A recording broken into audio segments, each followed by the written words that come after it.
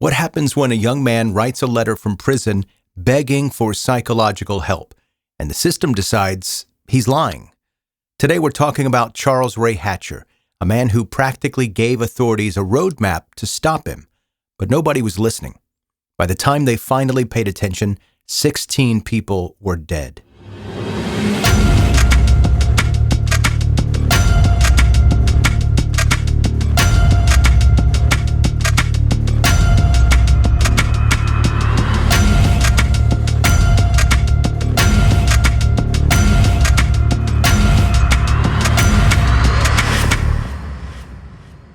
So here's the thing about serial killers.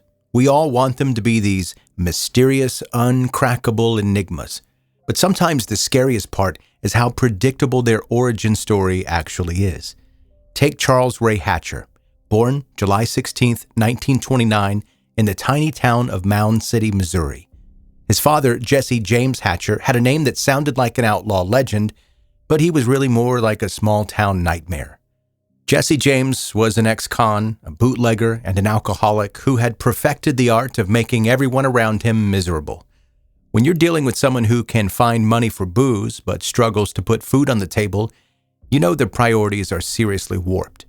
Jesse took his frustrations out on his wife and kids, turning their home into a war zone where Charles never knew when the next blow was coming.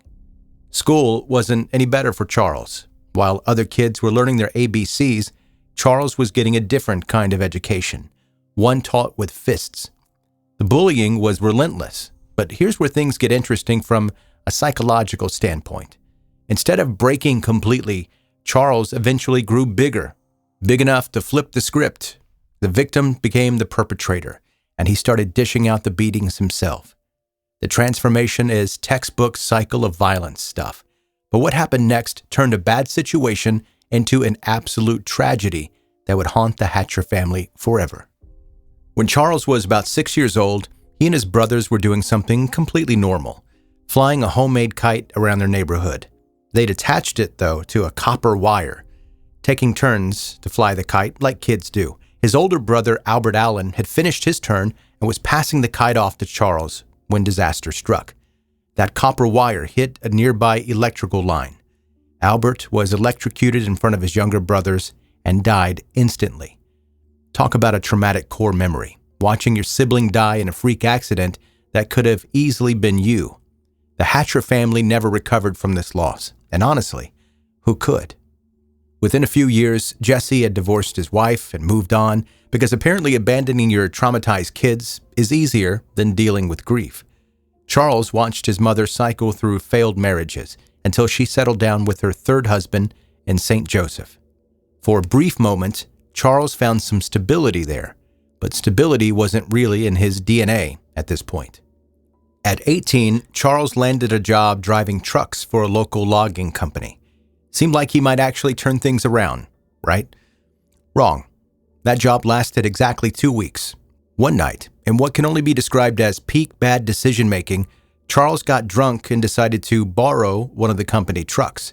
He disappeared into the night, probably thinking he'd return it before anyone noticed. He did bring it back the next morning, but the damage was done. The company had already reported it stolen, and Charles officially became a criminal. He got convicted of auto theft and received a 2-year suspended sentence. At this point, he could have learned his lesson and moved on with his life. But Charles Ray Hatcher wasn't interested in making things easy for himself. Within months, he was back to his old tricks, stealing another car. This time he got 2 years in the Missouri State Penitentiary. He served about half of his sentence, but prison didn't rehabilitate him. It just taught him new skills and introduced him to new kinds of violence. Shortly after his release, Charles committed his first documented violent crime. He targeted a 16-year-old newspaper boy, chasing him down with a butcher knife and attempting to abduct him. Thankfully, the teenager escaped and reported Charles to the police. This incident marked a crucial escalation. Charles had crossed the line from property crimes to predatory violence. When police arrested him, he was driving yet another stolen vehicle, which landed him with a 5-year sentence. It was during this prison stay that things got really dark. While Charles was doing time, a fellow inmate named Jerry Tharrington was found raped and stabbed to death in the prison kitchen. Charles was the only kitchen worker missing during the following inspection, but there wasn't enough physical evidence to prove that he was the killer. Still, prison authorities weren't taking any chances. They put Charles in solitary confinement. From his cell, he wrote a letter to the penitentiary major, claiming he desperately needed psychological help. And here's the thing, many experts believe this was the last real chance to prevent what came next. If Charles had received proper treatment when he asked for it, some argue that 16 people might still be alive today. But the prison staff thought Charles was faking it, trying to get out of solitary. So he went untreated and was eventually released early. For some reason. Huge mistake. Once free, Charles headed to California and committed his first confirmed murder. At Antioch, he spotted a young boy riding his bicycle, lured him to a quiet creek, and strangled him with his bare hands. The first victim, 12-year-old William Freeman, had disappeared from Antioch, California in August of that year. With no connection between Charles and the victim, he remained free to strike again. He started using aliases and constantly moved around. Classic serial killer behavior that made him nearly impossible to track. The authorities had no idea who they were dealing with when they arrested him in San Francisco. A 6-year-old girl had watched her friend get approached by an older man offering ice cream. The boy accepted and walked away with the stranger. Later, a man walking his dog found Charles in the act of beating and raping the child. The intervention probably saved the boy's life. Charles told police his name was Albert Ralph, but his idea said Hobart Prater. This guy was collecting fake identities like baseball cards. The courts ordered psychological evaluations, but Charles had learned how to game the system. He claimed to hear voices, see things that weren't there, and even made fake suicide attempts. The doctors weren't buying it, though. 5 times they sent him back to the courts, saying that he was mentally competent to stand trial. When he was caught trying to escape from the hospital, the authorities had enough. Charles was transferred to San Quentin prison and eventually stood trial over 3 years after his arrest. He was found guilty and recommended for transfer to maximum security. But Charles wasn't done manipulating the system just yet. He slashed his own wrists and got sent to a prison hospital instead. Eventually, he was released to a halfway house in San Francisco with orders to report nightly for medication. 5 days later, he vanished. Over the following years, Charles used different aliases and committed numerous attacks, mostly targeting young boys.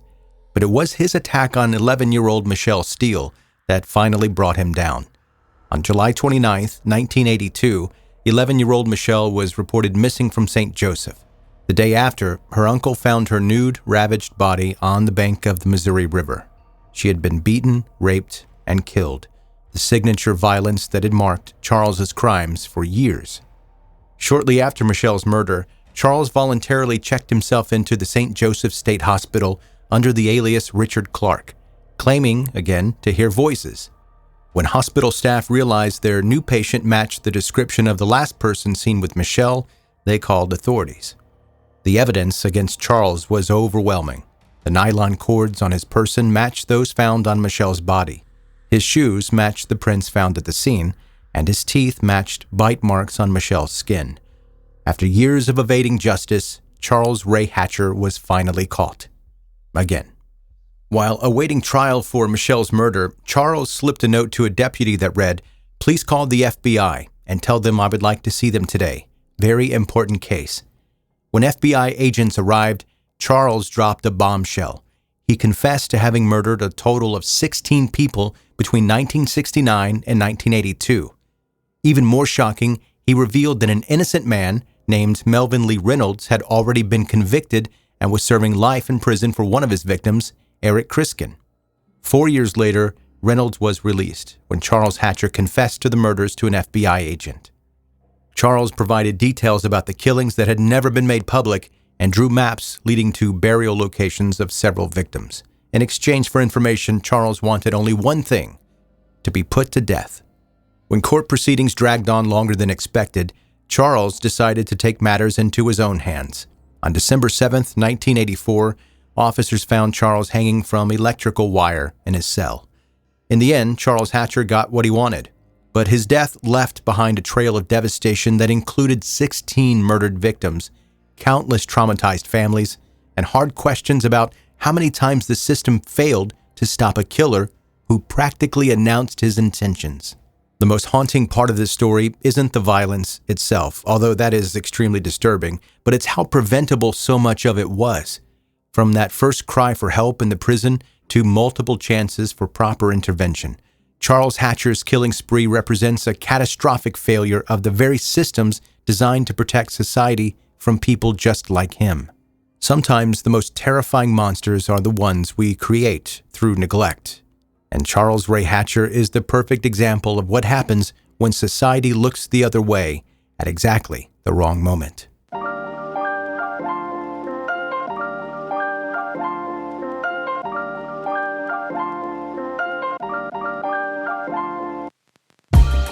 Thanks for listening to 10 Minute Murder, bingeable true crime stories. My name is Joe. Hi, I'm the host, and if you're a brand new listener, welcome. Super pumped that you're here. Make sure you hit subscribe before you move on to the next episode. And when you become a subscriber, that helps you also catch up on all the back episodes of 10 Minute Murder. Go to the website, 10minutemurder.com. You'll find all kinds of things there, including a way to send me an email, like this one. Subject, Podcast Inception. Hey, Joe. If someone made a podcast about you making a podcast about murder, would you listen? Or would that be too weird even for you? And that's from Becca in Toronto. And let me tell you, Becca, I had to sit there and think about that for a second because I wasn't sure exactly what you were asking me. But yeah, I think I would listen to that. And there's already kind of a show that is that thing, not necessarily a real life thing, but Only Murders in the Building on Hulu. I've watched a couple seasons of that. That's not too bad. But yeah, I think I would listen to that. It'd be interesting. But mostly how people would interpret my process of doing this. How if people would think, oh, that guy's crazy. Why is he doing things like that? That's nuts. This guy listens to a lot of stand-up comedy. It would be weird things like that. Why is this guy drinking so much Diet Pepsi? That can't be healthy for him. But yes, I think I would check it out. Anyway, if you've got an email you'd like to send me, joe@10minutemurder.com. Go to the website. If you don't want to remember that, you can go to the website. And it's right there in your face, 10minutemurder.com. All right, I'm going to stop rambling. You have a nice day. And if you're off to binge more episodes, don't let me stop you. You keep right on doing that. No matter what you're doing, I hope you have a fantastic time. Thanks for listening.